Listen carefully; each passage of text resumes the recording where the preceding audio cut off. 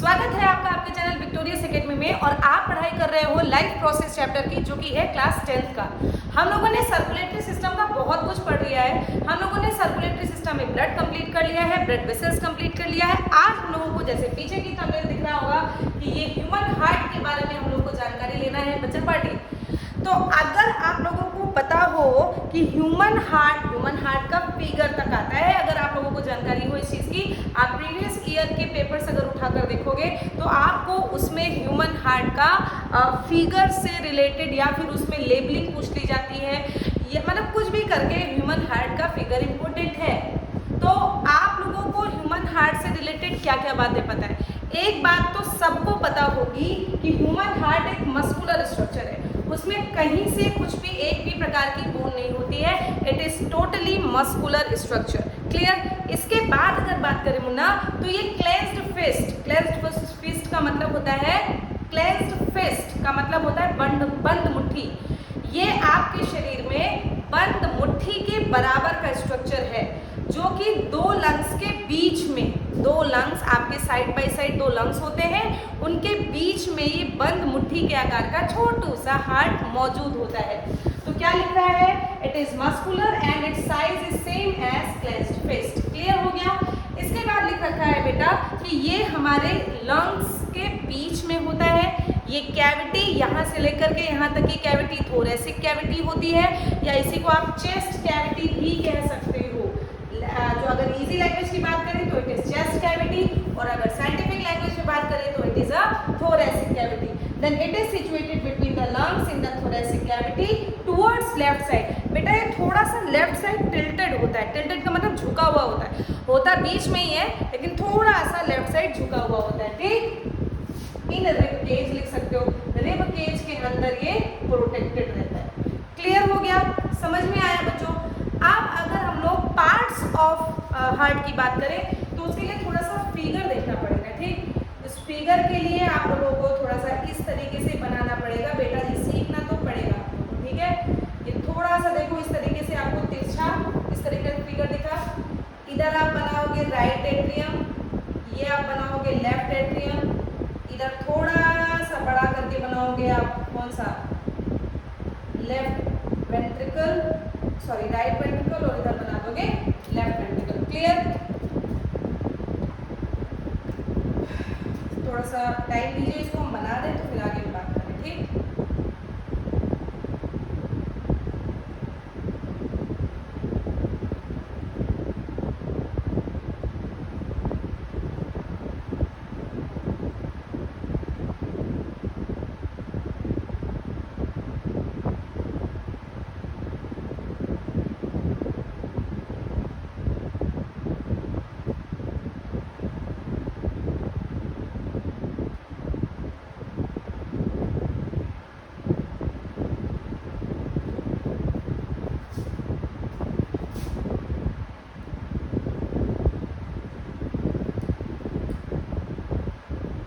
देखो, ये बस इतना ही है, इतना ही आपको याद करना है।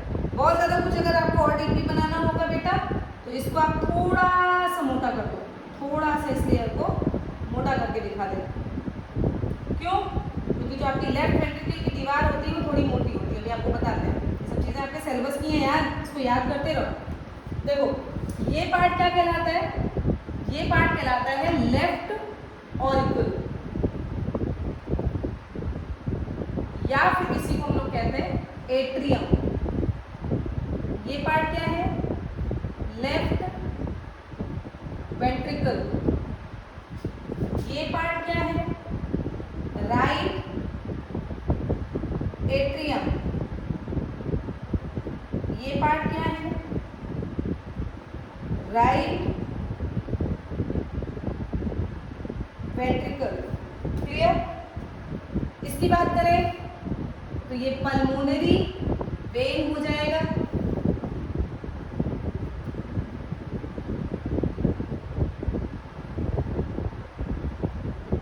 ये पल्मोनरी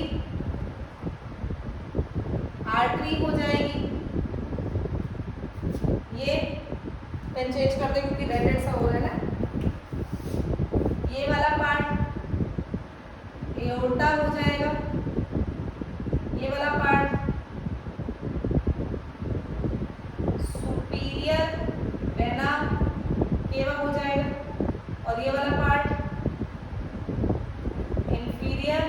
वेना केवा हो जाएगा।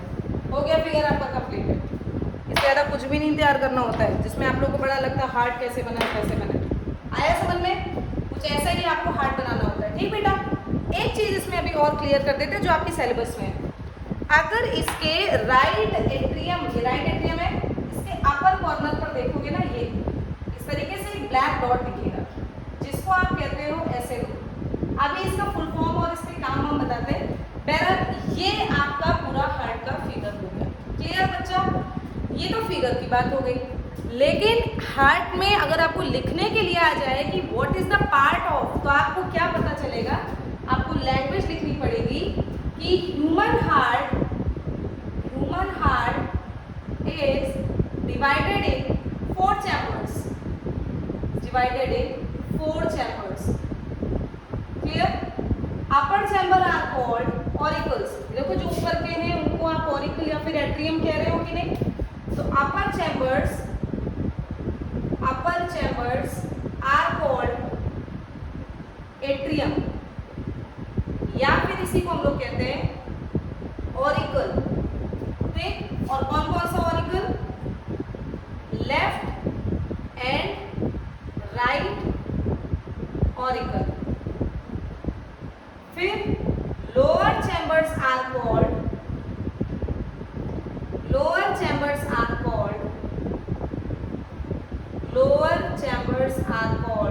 तो आपका आंसर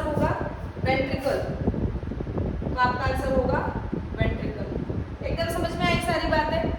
शाबाश। इसके बाद एक छोटी बात देखो जो आपको समझना है, जो आपको लर्न करना है। The wall of left ventricle is thicker. सारे के सारे दीवालों से, चाहे आप इसकी बात करो, चाहे आप इसकी बात करो, चाहे आप इसकी बात करो, चाहे आप इसकी बात करो। इसको थोड़ा सा कंप्लीट कर दो, चाहे आप जिस पोर्शन की बात करो ना, लेफ्ट वेंट्रिकल की जो दीवार होती है वो थोड़ी थिकर होती है। रीजन आपको डबल सर्कुलेशन के पास बताएंगे, क्योंकि लेफ्ट वेंट्रिकल से बेटा पूरे शरीर को ब्लड जाना होता है।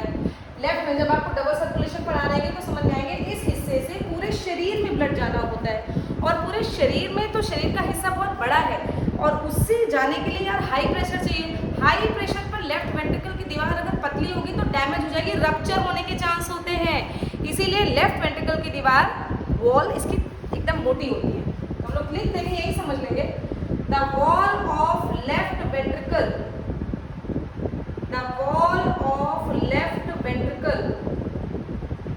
is thicker than any chamber. किसी और चैम्बर से आप कंपेयर करोगे मुन्ना तो आपको वेंट्रिकल की दीवार सबसे ज्यादा मोटी लगेगी। क्लियर हो गया? इसके बाद अगर हम लोग बात करें छोटी सी ऐसे नोड की बात कर लेते हैं, थोड़ी सी बात कर लेते हैं।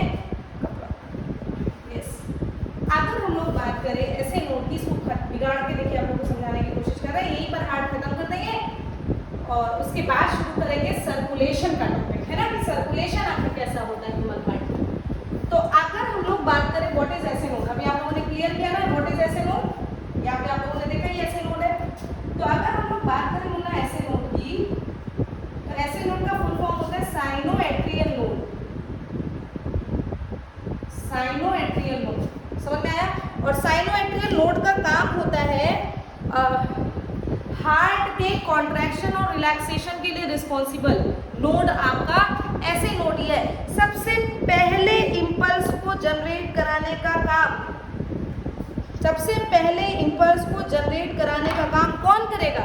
तो आपका आंसर है ऐसे नोड, साइनोएट्रियल नोड। पोजीशन क्या है? अपर वॉल ऑफ राइट एट्रियम। तो क्या अपर वॉल ऑफ राइट एट्रियम? बोलो यार, याद रखेंगे ना।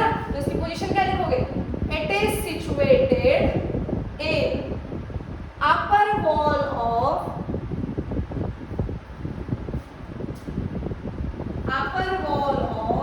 Right atrium. ठीक, फिर क्या काम करेगा? It generates impulse for contraction and relaxation. ऐसे नोड ना होता तो ये कभी भी हमारा हार्ट रखना शुरू ही ना हुआ होता। तो क्या लिखोगे? It generates impulse for contraction and relaxation of heart, contraction and relaxation of heart. Clear हो गया बेटा? ये अगर कभी खराब हो जाता है ना तो आपका हार्ट प्रॉपर धड़क नहीं पाता है, आपका हार्ट कॉन्ट्रैक्ट रिलैक्स नहीं कर पाता। तो इसके लिए इसको पेस मेकर भी कहते हैं। इसके लिए फिर आर्टिफिशियल पेस मेकर मार्केट में आते हैं, उसको लगाया जाता है इस ऐसे नोट की जगह। मतलब हार्ट ऐसे नोट खराब भी हो सकता है किसी भी सिचुएशन में ओके। तो ऐसे node also called as pacemaker, also called as pacemaker. तो इतनी बातें तो आप लोग याद रखोगे, इतनी बातें आपको याद रखनी है। इसके अलावा कुछ बातों को हम बताने जा रहे हैं, वो देखिए। देखिए बेटा, ये राइट एट्रियम राइट वेंट्रिकल के बीच में ट्राइकस्पिड वॉल्व होते हैं और लेफ्ट एट्रियम लेफ्ट वेंट्रिकल के बीच में बाइकस्पिड वॉल्व होते हैं और नीचे की तरफ भी कुछ वॉल्व होते हैं। ये सब नीचे वाले वॉल्व आपके सिलेबस में नहीं, लेकिन फिर भी नाम बता देंगे, सेमी ल्यूनर वॉल्व कहते हैं। अब वॉल्व क्या होते हैं? हार्ट में वॉल्व होते हैं। तो सबसे पहले ये तो जानो वॉल्व होता क्या है। वॉल्व क्या होते हैं बेटा? एक बार अगर हार्ट यहाँ से यहाँ आ गया तो पीछे ना जाने पाए, वापस रिफ्लेक्ट बैक ना हो पाए, to prevent back flow of blood. Valve का काम क्या होता है? It act as prevention of back flow of blood. समझ में आया? एक बार ब्लड अगर ऊपर से नीचे आ गया तो ये नहीं कि मन नहीं कर रहा चलो ऊपर चलते हैं, ऐसा नहीं हो सकता बेटा। इसका काम होगा, पहले तो कहाँ ये नाम, इसका नाम और इसका नाम लिखवाने जा रहे हैं ताकि लोग देखें। Between right atrium and right ventricle, between right atrium and right ventricle कौन सा वॉल्व? तो आपका आंसर हो जाएगा ट्राइकस्पिड वॉल्व। यार याद रखना पड़ेगा, नहीं तो कंफ्यूज हो जाओगे तो गलत करके चले आओगे एक नंबर का क्वेश्चन। कैसे? देखो इसमें भी आर आ रहा है, आर, इसमें भी आर आ रहा है, आर आर आर, राइट से ट्राई ट्राई आर। याद करो यार, ऐसे कुछ बना के भाई याद करना पड़ेगा। इसके बाद between left atrium and left ventricle, between left atrium and left ventricle कौन सा वॉल्व है? तो आपका आंसर हो जाएगा बाइकस्पिड वॉल्व।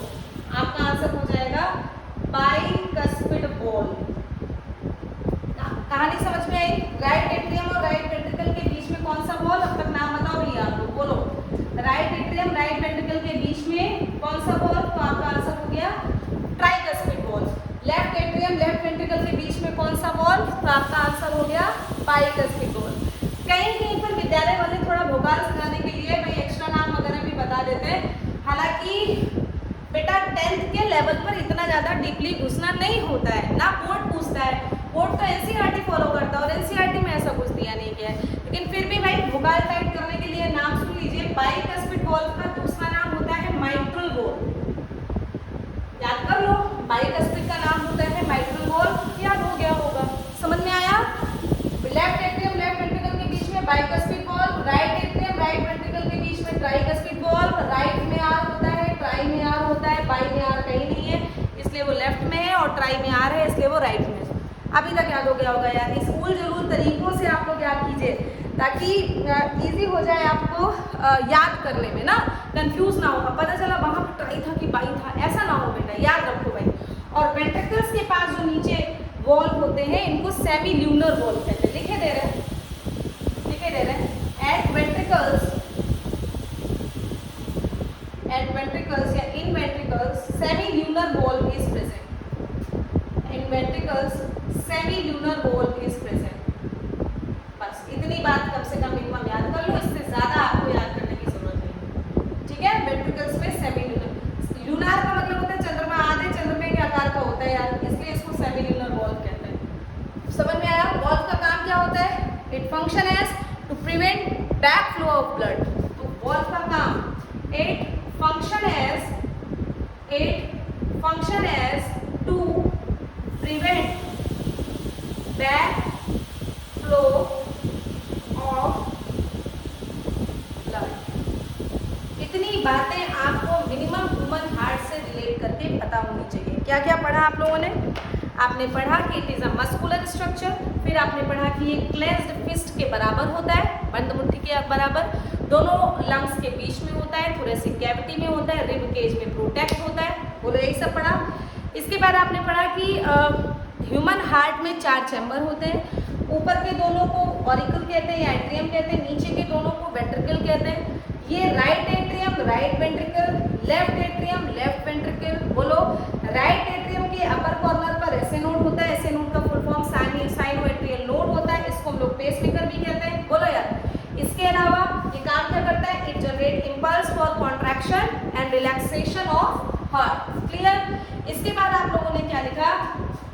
ऑफ हार्ट का मतलब मसल्स ऑफ हार्ट लिख दे रहे भैया, कोई चीज कंफ्यूज ना हो। Relaxation of muscles of heart, muscles of heart. ठीक। इसके बाद वॉल्व क्या होते हैं? राइट एट्रियम राइट वेंट्रिकल के बीच में प्रेजेंट होने वाला वॉल्व ट्राइकस्पिड वॉल्व, मेरे साथ बोलते रहिए। लेफ्ट एट्रियम लेफ्ट वेंट्रिकल के साथ बीच में प्रेजेंट होने वाला वॉल्व बाइकस्पिड वॉल्व, जिसको मेटल वॉल्व भी कहते हैं। काम होता है कि ये बैकफ्लो ऑफ ब्लड को प्रिवेंट करते हैं। इतनी मिनिमम जानकारी आप लोगों को होनी चाहिए। ये सब काम आपको बता चुके हैं। Inferior vena cava, superior vena cava, यहाँ पर थोड़ा सा समझते हैं। उसके बाद डबल सर्कुलेशन में रे डायग्राम की सहायता से समझेंगे तो आप लोगों को और क्लियर होगा। क्या होता है बेटा? चलिए रे डायग्राम में इसको क्लियर करते हैं। इसका स्क्रीनशॉट लीजिए। इसके बाद का टॉपिक हम लोग पढ़ेंगे circulation in different animals. Screenshot लीजिए सब लोग।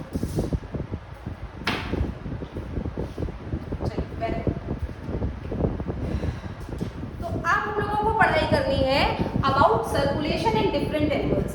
बच्चों सर्कुलेशन डिफरेंट एनिमल्स में डिफरेंट तरीके से होता है और उसको हम लोग बोलते हैं या तो सिंगल सर्कुलेशन, या तो इनकम्प्लीट डबल सर्कुलेशन, और या तो डबल सर्कुलेशन या फिर complete double circulation. Double circulation को या तो सिर्फ डबल सर्कुलेशन कह सकते हैं या तो कंप्लीट डबल सर्कुलेशन कह सकते हैं। एकदम समझ में आ रही है बात? ठीक बेटू। इसके अलावा अगर हम लोग देखें कि सिंगल सर्कुलेशन किन में होता है तो आपका आंसर हो जाएगा फिशेज में। अब समझना शुरू कीजिए। एक्चुअली बेटा क्या होता है कि जैसे ये आपके फिश का हार्ट है, एक तरफ ऑरिकल है एक तरफ वेंट्रिकल है, 2 चैम्बर हार्ट होता है ना, लिखा है in fishes 2 chamber heart is present, एक ऑरिकल और एक वेंट्रिकल। बोलो। और ब्लड वेंट्रिकल से देखो क्या होगा, सबसे पहले इधर बनाएंगे बॉडी। देखो थोड़ा सा समझो, इधर फिश की बॉडी है, ठीक। इस बॉडी से ब्लड कहाँ गया? ऑरिकल में। ऑरिकल से ब्लड कहाँ गया? वेंट्रिकल में। वेंट्रिकल से ब्लड कहाँ गया? क्या लिखा है? Blood is pump to the gills. कहाँ भेजा जाएगा बेटू जी? गिल्स में। और इस गिल से ये फिर से रेस्ट ऑफ दी बॉडी में भेज दिया जाएगा। ये सीक्वेंस होता है। आप चाहो तो इसके लिए लिख दे रहे हैं कि बॉडी से कैसा ब्लड बेटा? डीऑक्सीजनेटेड है कि नहीं? बॉडी से तो खराब ब्लड ही जाएगा ना, जिसमें ऑक्सीजन की कमी होगी वो जाएगा। और वेंट्रिकल से गिल्स में यहाँ से कौन सा ब्लड निकलेगा? ऑक्सीजनेटेड ब्लड निकलेगा। बोलो यार।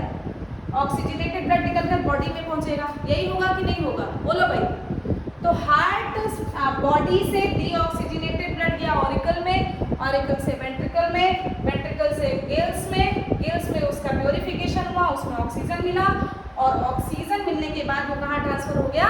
बोलो भाई, बॉडी में। समझ में आ गया होगा? तो इसी को हम लोग सिंगल सर्कुलेशन कहते हैं। आपको क्या दिख रहा है बेटा?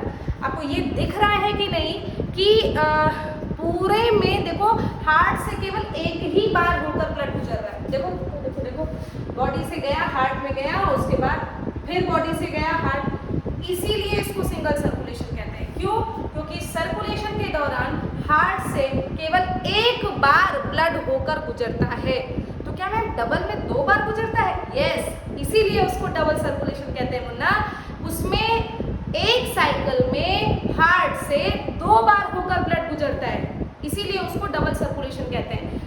सिंगल सर्कुलेशन का मतलब ड्यूरिंग साइकिल ओनली वंस लिख रखा है, blood goes only once through the heart, so it is called as single circulation. एकदम समझ में आ गया? सेकेंड आपका सर्कुलेशन दे रखा है इनकम्प्लीट डबल सर्कुलेशन। क्या? Incomplete double circulation. अब इनकम्प्लीट डबल सर्कुलेशन किन में? एम्फीबियंस में और रेप्टाइल्स में। इसमें बेटा 3 चैम्बर हार्ट होता है। पहले तो 3 चैम्बर हार्ट की बात देखो, ये कुछ ऐसा होता होगा, सोचो ऐसा होता होगा 3 चैम्बर हार्ट, 2 ऑरिकल और 1 वेंट्रिकल। 3 चैम्बर हार्ट का मतलब 2 ऑरिकल और 1 वेंट्रिकल, है ना। अब सोचो, इधर बॉडी है, इधर बॉडी से ब्लड और इसमें गया वेंट्रिकल में, वो सॉरी ऑरिकल में। बोलो भाई, ऑरिकल से किस में गया? वेंट्रिकल में। वेंट्रिकल से किस में गया? लंग्स में या फिर गिल्स में। बोलो, लंग्स से फिर से किस में गया? एट्रियम में। एट्रियम से किस में गया? वेंट्रिकल में। और वेंट्रिकल से फिर से किस में गया? बॉडी में, प्योर होकर। बोलो भाई, अब थोड़ा सा लिखते हैं। देखो, बॉडी से जो हार्ट में ब्लड जा रहा है बेटा, वो इम्प्योर है। बोलो, इम्प्योर है ना। लंग्स उल्टा बनाएगा, हाँ ठीक है। फिर ये देखो, यहाँ से ब्लड होकर यहाँ जा रहा है, ये भी अभी इम्प्योर है, इम्प्योर है। लंग्स से फिर देखो हार्ट में दोबारा कैसा गया? प्योर गया। और फिर वहां से होते हुए ये फिर जो निकला, ये कैसा ब्लड बॉडी को पहुंच गया? प्योर ब्लड पहुंच गया। आपको क्या दिख रहा है यार? आपको दिख रहा है कि एक साइकिल के दौरान ब्लड 2 बार होकर हार्ट से गुजर रहा है। देखो 2 बार कैसे? एक बार बॉडी से इम्प्योर ब्लड गया, होते हुए यहाँ पहुंचा, फिर लंग्स में प्योर होकर फिर से हार्ट में गया। यहाँ पर देखो, प्योर होकर वो सीधे बॉडी को मिल रहा था, यहाँ प्योर होकर वो फिर से हार्ट को गया, और फिर हार्ट से होते हुए वो बॉडी को गया। हार्ट से होकर 2 बार ब्लड गुजर रहा है, इसीलिए इसको डबल सर्कुलेशन कह रहे हैं। लेकिन इसमें इनकम्प्लीट क्यों लगा दिया मैम? क्योंकि बेटा देखो ना, यहाँ पर तो मिक्सिंग हो रही है, यहाँ पर तो 4 चैम्बर की व्यवस्था नहीं है, यहाँ पर तो 3 चैम्बर है। देखो, यहाँ से इम्प्योर ब्लड यहाँ आया, और यहाँ से देखो प्योर ब्लड यहाँ आया। तो इम्प्योर और प्योर दोनों की मिक्सिंग हो गई ना, तो यार बॉडी में तो आपका बहुत ज़्यादा प्योर ब्लड नहीं पहुँचेगा, यहाँ पर मिक्स्ड ब्लड पहुँचेगा। सोचो जरा, दिमाग लगाओ। इसीलिए ये मिक्स्ड ब्लड पहुँचेगा, इसीलिए इसको हम लोग क्या कहते हैं? इसको हम लोग कहते हैं इनकम्प्लीट डबल सर्कुलेशन। समझ में आया कि नहीं? एकदम क्लियर हुआ? 2 प्रकार का सर्कुलेशन आपने कंप्लीट किया, एक सिंगल सर्कुलेशन, दूसरा incomplete double circulation. Single circulation क्या होता है? फिशेस में पाया जाता है, 2 चैम्बर हार्ट होता है, और एक ऑरिकल, एक वेंट्रिकल। ब्लड से जो ब्लड होता है हार्ट से पंप होकर जाता है पहले गिल्स में प्योर होता है, उसके बाद बॉडी में भेज देता है। चूंकि हार्ट से केवल एक बार होकर ब्लड गुजरता है, इसीलिए इसको क्या बोलते हैं? Single circulation. फिर आता है इनकम्प्लीट डबल सर्कुलेशन। इसका मतलब क्या है कि पहले तो किन में होता है? तो आपका आंसर होगा एम्फीबियंस और रेप्टाइल्स में होता है। इसके अलावा 3 चैम्बर हार्ट होता है, 2 ऑरिकल और 1 वेंट्रिकल, ठीक। और ब्लड जो है हार्ट से 2 बार होकर गुजरता है, इसीलिए इसको डबल सर्कुलेशन कहते हैं। लेकिन इसको इनकम्प्लीट क्यों कहते हैं बच्चों? इनकम्प्लीट इसलिए कहते हैं क्योंकि यहाँ पर मिक्सिंग ऑफ ब्लड हो जाती है। अभी समझ में आया? एकदम क्लियर हो गया? शाबाश। इसका स्क्रीनशॉट लीजिए बच्चों, इसके बाद आपको पढ़ाते हैं डबल सर्कुलेशन। इसका स्क्रीनशॉट लीजिए। अब हम लोगों को पढ़ना है अबाउट डबल सर्कुलेशन, है ना। हम लोगों ने सिंगल सर्कुलेशन पढ़ लिया, हम लोगों ने इनकम्प्लीट डबल सर्कुलेशन पढ़ लिया। अब हमको पढ़ना है कंप्लीट डबल सर्कुलेशन। बच्चों जी, इसको पहले रे डायग्राम से समझो। वो हार्ट भी हार्ट का फिगर है, लेकिन ये एक रे डायग्राम है। क्लियर? आपके हार्ट को इस तरीके से काटा गया, ये पोर्शन लेफ्ट एट्रियम, ये पोर्शन राइट एट्रियम, ये पोर्शन राइट। तो ये क्या हुआ बेटा? ये हुआ राइट एट्रियम, ये क्या हुआ? राइट वेंट्रिकल, ये क्या हुआ? लेफ्ट एट्रियम, ये क्या हुआ? Left ventricle. बोलो, समझ में आया कि नहीं आया? आप देखो, आप इधर बनाओगे बॉडी और इधर बनाओगे लंग्स। क्लियर?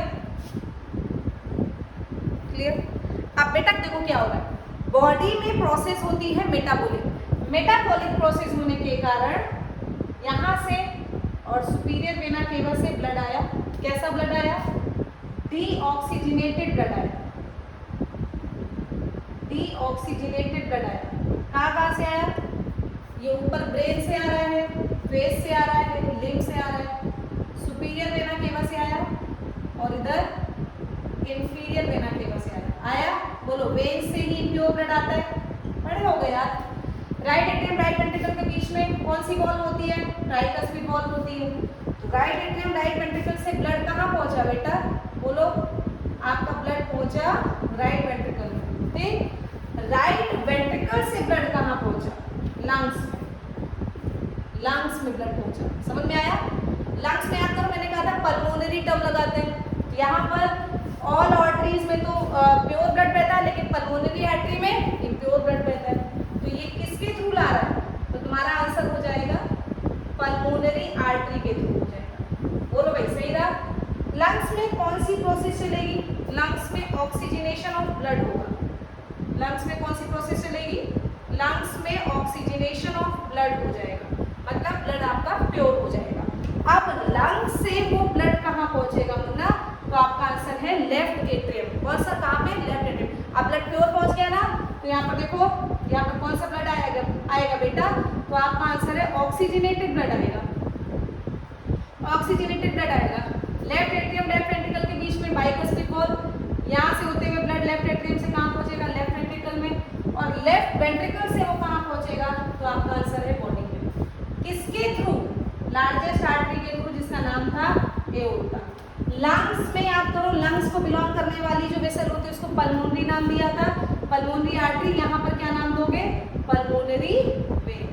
हो गया आपका डबल सर्कुलेशन, खत्म हो गया आपका डबल सर्कुलेशन। ये रे डायग्राम आपको याद रखना पड़ेगा बेटा।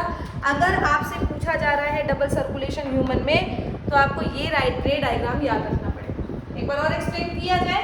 देखिए, सबसे पहले बॉडी में डीऑक्सीजनेशन होता है, ब्लड का ऑक्सीजन कम होता है। उस डीऑक्सीजनेटेड ब्लड को सबसे पहले भेजा जाता है राइट एट्रियम। किसके थ्रू? वेना केवा के थ्रू। राइट एट्रियम से राइट वेंट्रिकल, राइट वेंट्रिकल से लंग्स, किसके थ्रू? पल्मोनरी आर्टरी के थ्रू। लंग्स से लेफ्ट एट्रियम, ऑक्सीजनेशन होने के बाद पल्मोनरी वेन के थ्रू। फिर लेफ्ट वेंट्रिकल से किसमें? बॉडी में, किसके थ्रू? एओर्टा के थ्रू। समझ में आ गया? Very good. अब वही बात है, डबल सर्कुलेशन कहते किसको है? देखो यार, इसकी रिसर्च करने वाले सर विलियम हार्वे थे। विलियम हार्वे ने डबल सर्कुलेशन की खोज की थी। इनको फादर कहते भैया, फादर ऑफ डबल सर्कुलेशन। इन्होंने बताया था कि डबल सर्कुलेशन कैसा होता है और किन में होता है। तो आपका आंसर होगा इट इज प्रेजेंट इन, आपका आंसर होगा it is present in apps, mammals and एक एक्सेप्शन है बेटा, क्रोकोडाइल। याद रखना पड़ेगा, ये रेप्टाइल का एक्सेप्शन है। अभी रेप्टाइल में क्या पढ़ा आपने? Incomplete double circulation. कितना? कैसा हार्ट? 3 chamber heart. लेकिन क्रोकोडाइल में कैसा हार्ट होता है? 4 चैम्बर हार्ट होता है। क्लियर हो गया? और उसमें double circulation type blood circulation देखने को मिलता है। It is present in apps, mammals and crocodile. Clear हो गया? इसके बाद अगर हम लोग बात करें तो लैंग्वेज वही कॉमन, क्या कि blood goes twice through the heart, twice through the heart. अभी दिखा? अभी दिखा? देखो, एक बार ये ब्लड यहाँ से गया, यहाँ से निकला, फिर आया, फिर निकला। 2 बार, पहले गया, निकला, फिर आया, फिर निकला। तो 2 बार होकर हार्ट पे जा रहा है ना ब्लड, तो इसीलिए इसको डबल कह रहे हैं। Blood goes twice through the heart in a single cycle, एक साइकिल के दौरान, in a single cycle. So it is called, तो आपका आंसर क्या होगा? सो इट इज कॉल्ड क्या? आपका आंसर है डबल सर्कुलेशन। क्लियर? इसको कैसे पढ़ा जाता है बेटा? अब इसको, ये तो बात होगी कि हमने समझ लिया, लेकिन इसको लिखेंगे कैसे, इसको जानेंगे कैसे? तो इस सर्कुलेशन को 2 तरीके से पढ़ना है। इट इज डिस्क्राइब्ड एज, 2 तरीके से। पहला पल्मोनरी सर्कुलेशन और दूसरा सिस्टेमिक सर्कुलेशन। वाह भाई वाह, सिस्टमैटिक मत बोल देना, नहीं सब उल्टा सीधा हो जाएगा। Systemic circulation. पल्मोनरी टर्म बार बार याद करो यार, पल्मोनरी टर्म लंग्स को बिलोंग करता है। तो जो साइकिल लंग्स को कनेक्टेड हो रही है, जैसे यहाँ से ब्लड लंग्स से यहाँ तक आया, ये वाला पोर्शन, ये वाला पोर्शन, ये पोर्शन क्या कहलाता है? Pulmonary circulation. और ये वाला पोर्शन, ये वाला पोर्शन क्या कहलाता है? सिस्टेमिक। तो पल्मोनरी सर्कुलेशन बिलोंग्स टू क्या होगा? हमारा आंसर है लंग्स। और सिस्टेमिक सर्कुलेशन बिलोंग्स टू हमारा आंसर होगा बॉडी। सिस्टेमिक बोल रहे हैं, सिस्टमैटिक नहीं। समझ में आया डबल सर्कुलेशन? एक बार और समझते हैं। सबसे पहले बॉडी से डीऑक्सीजनेटेड ब्लड आया राइट एट्रियम में, राइट एट्रियम से राइट वेंट्रिकल, राइट वेंट्रिकल से पल्मोनरी आर्टरी से लंग्स, लंग्स से पल्मोनरी वेन से लेफ्ट एट्रियम, लेफ्ट एट्रियम से लेफ्ट वेंट्रिकल, लेफ्ट वेंट्रिकल से प्योर ब्लड आपका पहुंच जाता है एओर्टा के थ्रू कहाँ? बॉडी में। डबल सर्कुलेशन बहुत ईजी, इसको फटाफट स्क्रीनशॉट लीजिए और इसको आप अपने बोर्ड में लिखोगे कैसे, इसके बाद आपको एक्सप्लेन करते हैं। इसका स्क्रीनशॉट लीजिए बच्चों। पढ़ना है कि कैसे जो डबल सर्कुलेशन का रे डायग्राम बनाया था उसको हम लोग लिखेंगे कैसे, आखिर कॉपी पे उसको रिटन कैसे करेंगे बच्चों। तो हम लोगों ने क्या पढ़ा कि double circulation is described as pulmonary circulation and systemic circulation, not systematic, it is a systemic circulation. Pulmonary circulation belongs to lung and systemic circulation belongs to, बोलो भाई, बॉडी। यस, तो पल्मोनरी सर्कुलेशन देखिए, the deoxygenated blood goes to right atrium. क्या बोला है, क्या बोला है? रे डायग्राम आप लोग देखिए। सबसे पहले डीऑक्सीजनेटेड ब्लड बॉडी से कहां पहुंचता है? राइट एट्रियम में। जब भाई यार कहीं पर अगर ब्लड भरना होगा, आपको बैलून में अगर पानी भरना होता है तो फूलता है ना, इसका मतलब पहले स्पेस बढ़ेगा। तो जब स्पेस बढ़ा, जब वो फैला, जब वो रिलैक्स किया, तो डीऑक्सीजनेटेड ब्लड राइट एट्रियम में आ गया बॉडी से। समझ में आया? फिर वो राइट, देखो कैसे होगा, ऐसे देखो, यहाँ आया, अब ये पोर्शन पिचकेगा, वो ब्लड यहाँ आया, वही लिखा है। When it contracts, the right ventricle dilate, ये नीचे वाले पोर्शन में, and blood flows here, blood इसमें आ गया। अब यहाँ से कहाँ पहुंचेगा? लंग्स में। अपना देखिएगा जहाँ पे आपने रे डायग्राम बनाया, देखिए। Then blood comes to the lungs, यहाँ से ब्लड कहाँ आएगा? लंग्स में आएगा। लंग्स में काहे के लिए आएगा? ऑक्सीजनेशन प्योर होने के लिए आएगा। और ऑक्सीजनेशन हो तो जाएगा, लेकिन आएगा किसके थ्रू यार? ये सब याद रखो, पल्मोनरी आर्टरी के through. Clear?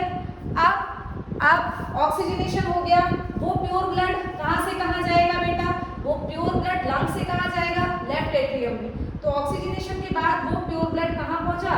Left auricle of the body. काम खत्म, इतनी बात है, इतनी बात आपको याद करनी थी। फिर से देखिए क्या क्या कि डीऑक्सीजनेटेड ब्लड सबसे पहले बॉडी से राइट एट्रियम, राइट एट्रियम से राइट वेंट्रिकल, राइट वेंट्रिकल से लंग्स, लंग्स से लेफ्ट ऑरिकल। बस बात खत्म, इतना याद करना है। ठीक, it is called as pulmonary circulation. फिर पढ़ते हैं what is systemic circulation. Systemic circulation में जहां पे लेफ्ट ऑरिकल में ब्लड पहुंचा है वहीं से यहाँ शुरू करना है। देखो भाई यहाँ पर क्या लिखा है? After oxygenation pure blood comes to the left auricle of the heart. यहीं से इधर शुरू करो। ऑक्सीजनेटेड ब्लड सबसे पहले लंग से लेफ्ट ऑरिकल में आया, बोलो भाई। लेफ्ट ऑरिकल से लेफ्ट वेंट्रिकल में गया, बोलो यार, चैम्बर बार बार बना रहे हैं। ये लेफ्ट ऑरिकल है, ये लेफ्ट वेंट्रिकल है। लेफ्ट ऑरिकल से लेफ्ट वेंट्रिकल में गया और लेफ्ट वेंट्रिकल से कहाँ पहुंचेगा? बॉडी में। अब ब्लड कहाँ पहुंचेगा? From the left ventricle to the body. Now the blood is gone to the body from left ventricle, yes, through aorta. Aorta के थ्रू पहुंचेगा कि नहीं पहुंचेगा?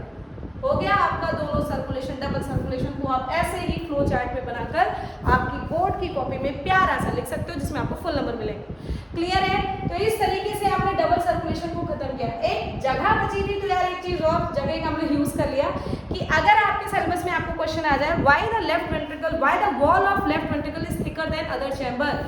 तो देखो भाई, ये लेफ्ट वेंट्रिकल से पूरे शरीर में, यहाँ पर बॉडी लिखा हुआ था, आपने रे डायग्राम में देखिए, लेफ्ट वेंट्रिकल से पूरे शरीर में ब्लड जाना होता है। तो वहां पर एक तो पूरे शरीर में ब्लड भेजना है, बड़ी दूरी तय करनी है, तो हाई प्रेशर पर काम करेगा। और हाई प्रेशर पर काम करने के लिए मसल का थिक होना जरूरी है, वही लिखा है। The wall of left ventricle is thicker than other chamber because they have to pump the blood in various organ at high pressure. That's why the wall of left ventricle is thicker than other chamber. हो गया यार chapter आपका। ये आज का human heart आपने बहुत अच्छे से डिफाइन करके पढ़ा है। अब छोटो से टॉपिक बचे हैं, जैसे व्हाट इज ब्लड प्रेशर, जैसे थोड़ा सा बता देंगे हार्ट साउंड कैसे होते हैं, थोड़ा सा बता देंगे कि पल्स क्या होती है, हार्ट बीट क्या होती है, थोड़ा थोड़ा ये सब जानकारी आपको दे देंगे। और इसी के साथ ही आपका थर्ड इंपॉर्टेंट टॉपिक यानी कि सर्कुलेशन का टॉपिक भी खत्म हो जाएगा। तो बच्चों पढ़ते रहिए, तो एकदम मन लगाकर पढ़ते रहिए। कोई प्रॉब्लम हो तो प्लीज़ कमेंट सेक्शन में कमेंट कीजिए, मैं आपकी प्रॉब्लम ज़रूर दूर करूँगी। तब तक के लिए इसको पहले तो इसका स्क्रीनशॉट ले लिया होगा। चलिए बच्चों, थैंक यू सो मच। इसके बाद हम लोग मिलते हैं अपने नेक्स्ट लेक्चर में। Thank you so much.